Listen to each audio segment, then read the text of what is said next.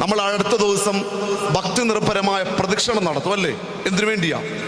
എൻ്റെ അച്ഛ പ്രകാശഗിരി Kodukulanji Saint Mary's ദേവാലയക്കാരായ ഞങ്ങളുടെ പണ്ട് അപ്പച്ചനും അമ്മച്ചിയും ജീവിച്ചിരുന്ന കാലഘട്ടം മുതൽ പെരുന്നാളിൻ്റെ തലേ ദിവസം ഭക്തി നിർഭരമായ പ്രദക്ഷിണം ഈ ദേശത്തൂടൊക്കെ നടത്തും.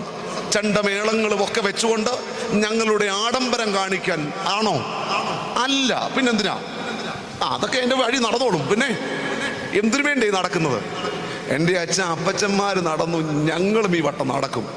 ഇതൊരു വേദപുസ്തക അടിസ്ഥാനമുണ്ട് പ്രിയമുള്ളവരെ. കോട്ടമതിലുള്ള സംരക്ഷിതമായ യെരീഹോ പട്ടണത്തിന്റെ ചുറ്റും 6 ദിവസം ഓരോ ആവർത്തി കാഹളമൂതിക്കൊണ്ട് യോശുവയും കൂട്ടരും നടക്കുകയും 7-ാം ദിവസം 7 ആവർത്തി കാഹളമൂതിക്കൊണ്ട് പൈശാചിന്റെ ശക്തിയുടെ പ്രതീകമായ കോട്ടമതിലുള്ള സംരക്ഷിതമായ